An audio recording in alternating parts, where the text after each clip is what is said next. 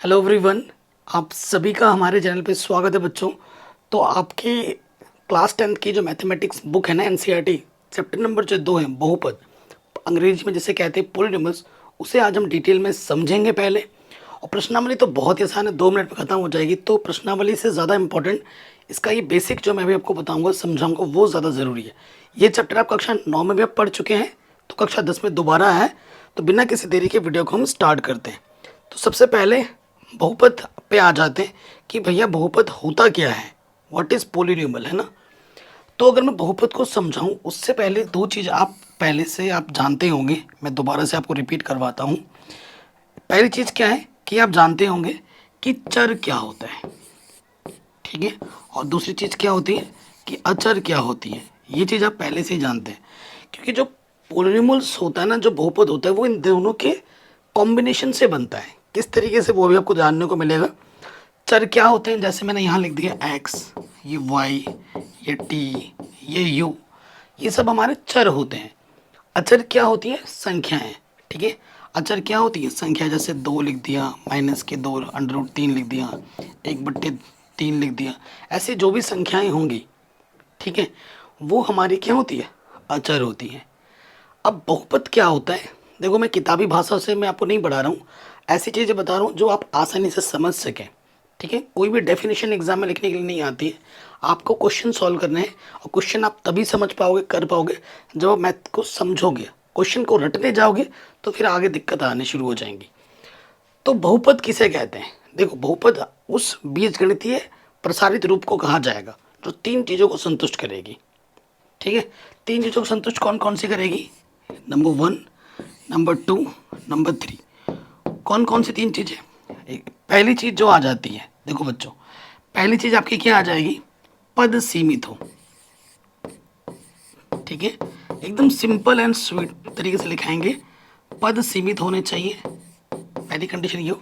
सीमित का मतलब ये नहीं कि 1 2 3 4 नहीं, करोड़, लाख, अरब, ठीक है, 10 अरब, जिस चीज़ को आप गिन के लिख पाओ कॉपी में, वो होता है, ठीक है। उसके साथ पद सीमित हो जाएंगे। उसके बाद जो गुणज होंगे, ठीक है, अभी आपको एग्जाम्पल भी दूंगा मैं, आपको एग्जाम्पल से और ज़्यादा समझ में आएगा। गुणज वास्तविक संख्या हो, ठीक है, गुणज वास्तविक संख्या हो, ठीक है। नेक्स्ट जो चर की घात होगी, ठीक है, चर की घात, चर की घात कितनी बार लिखूंगा, चर की घात प्राकृतिक संख्या हो, ये चीज़ इंपॉर्टेंट है,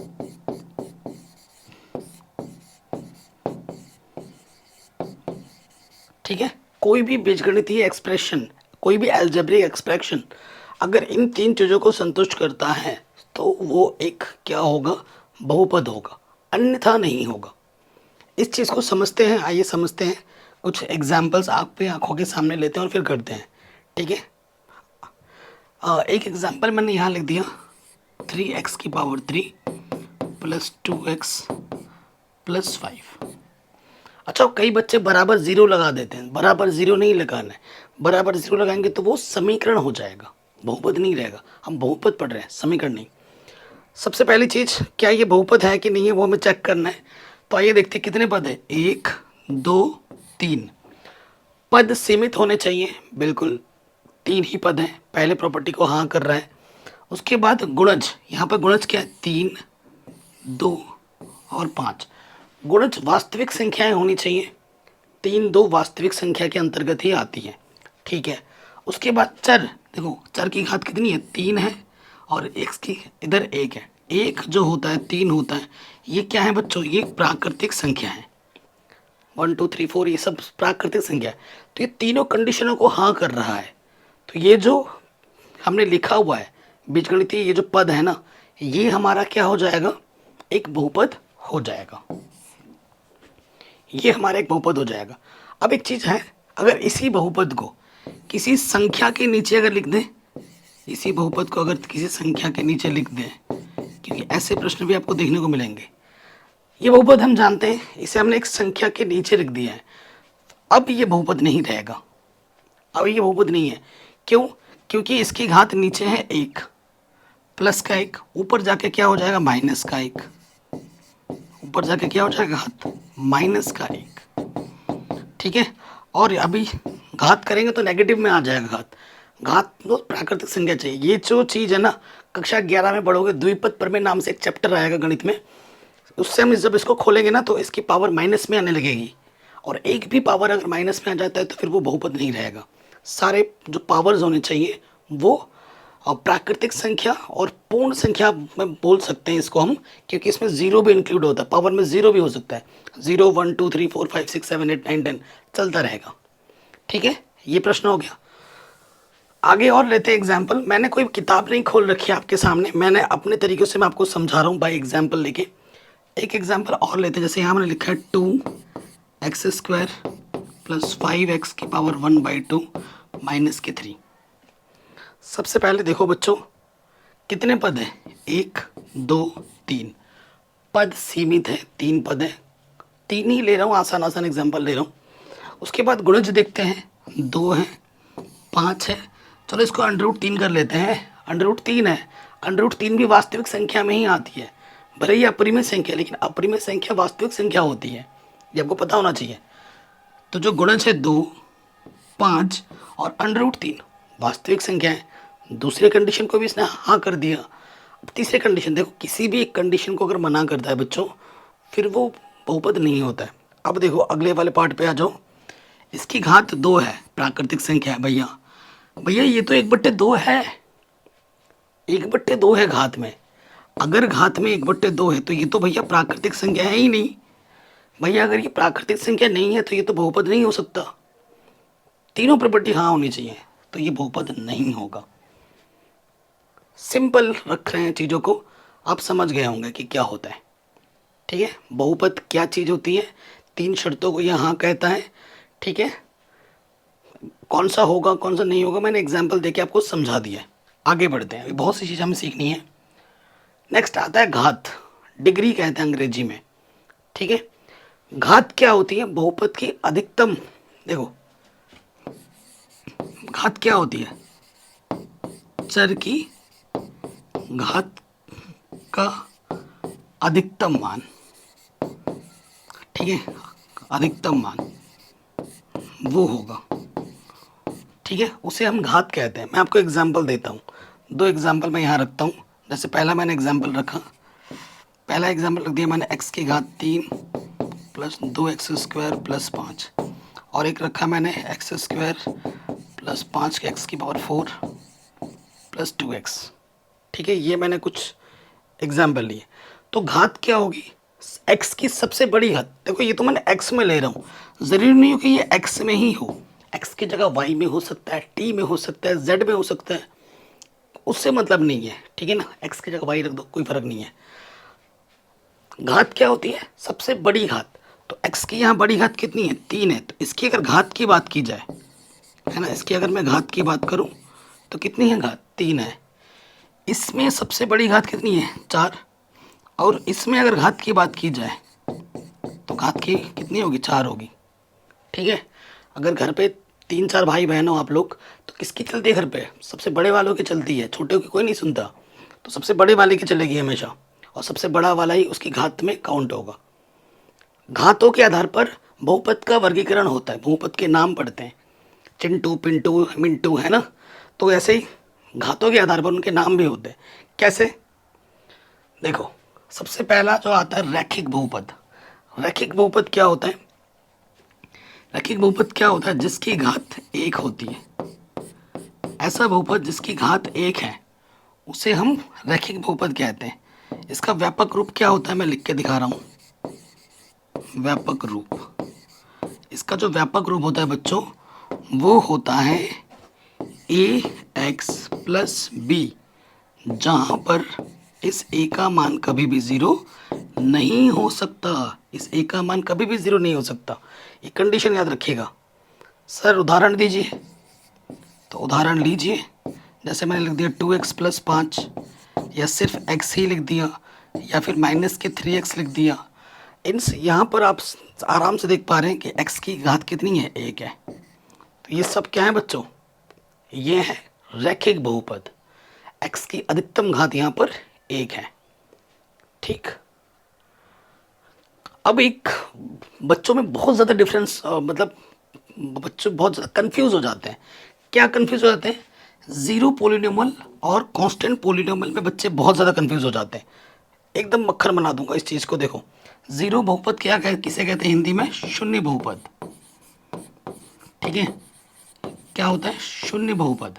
ठीक है बच्चों, और कांस्टेंट को ये कहा जाता है अचर बहुपद। हिंदी में क्या कहा जाता है बच्चों? अचर बहुपद। दोनों की खूबी है। खूबी क्या है? एक चीज़ में ये लोग सेम चीज़ है, एक चीज़ में क्या है कि इसकी और इसकी दोनों की जो घात होती है ना, दोनों की जो घात होती है वो शून्य होती है। ये दोनों का खासियत है, और इसी वजह से बच्चे कंफ्यूज भी हो जाते हैं। कैसे? कि भैया दोनों की घात शून्य है, एक को जीरो बहुपद बोला जा रहा है, शून्य बहुपद बोला जा रहा है, और एक को अचर बहुपद बोला जा रहा है, तो कैसे पता लगाएंगे? देखो, जो जीरो बहुपद होता है बच्चों, ठीक है ना, जो जीरो बहुपद होता है वो सिर्फ जीरो को ही कहते हैं, जीरो को ही जीरो बहुपद कहा जाता है। ठीक है, इसको क्या कहा जाता है? शून्य बहुपद। ठीक है, और बाकी कांस्टेंट पोलिनोमियल अचर बहुपद किसे कहते हैं? बाकी सभी संख्याओं को। अचर बहुपद का मतलब हो गया संख्या। अगर कोई भी संख्या है, फॉर एग्जाम्पल -2, √3, 1/7, अगर कोई भी संख्या ऐसे लिखी हुई है, अगर आपसे पूछे इसका नाम बताओ क्या होगा, तो आप कहेंगे भैया ये अचर बहुपद है। कोई भी संख्या होगी तो अचर बहुपद है। अगर सिर्फ जीरो लिखा हुआ है तो वो शून्य बहुपद है। परंतु इन दोनों का जो घात है भैया वो जीरो होता है। इन दोनों की घात क्या होती है? शून्य होती है, क्योंकि यहाँ पर कोई भी x नहीं है। अगर तुम बनाना चाहो तो x लिखो और उसकी पावर में ज़ीरो लगा दो, इसीलिए इसकी पावर, इसकी ज़ीरो लगा दो, कि किसी की घात ज़ीरो, आप जानते हो किसी की घात ज़ीरो उसका मान कितना होता है बच्चों? 1 होता है। इसीलिए इसकी जो घात होती है वो शून्य होती है। क्लियर? कोई दिक्कत, कोई परेशानी नहीं होगी, आई एम श्योर नहीं होगी। कहीं पे भी डाउट हो बच्चों एक बार दोबारा देखिएगा। आगे बढ़ते हैं। ठीक है, अगला टॉपिक जो मोस्ट इंपॉर्टेंट है वो है द्विघात बहुपद। ठीक है, द्विघात बहुपद अंग्रेजी में कहते हैं क्वाड्रेटिक पॉलिनोमियल। ये मोस्ट इंपॉर्टेंट टॉपिक है, यहाँ से एक नहीं 2 क्वेश्चन बोर्ड एग्जाम में आएंगे 100%। इस साल तो और इम्पोर्टेंट हो गया क्योंकि सिलेबस कम हुआ है। द्विघात का मतलब होता है इसकी जो घात होती है बच्चों, द्वि का मतलब 2। अभी शून्य की बात करेंगे अभी, ठीक है, अभी तो मैं बता रहा हूँ ना टाइप्स ऑफ पॉलिनोमियल बहुपद के प्रकार। इसके बाद एक टॉपिक आएगा शून्य, शून्य क्या होता है वो आपको मैं बताऊँगा, और एक चीज़ इसमें बतानी पड़ेगी। तो इसका जो व्यापक रूप होता है बच्चों, इसका जो व्यापक रूप होता है वो क्या होता है?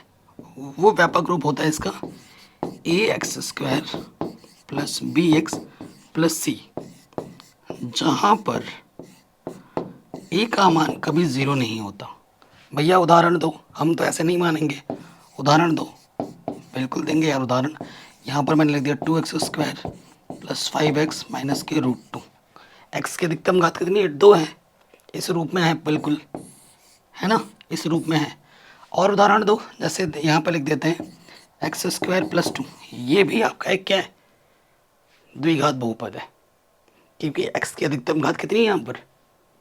2 है। ठीक है, अब आते हैं त्रिघात बहुपद।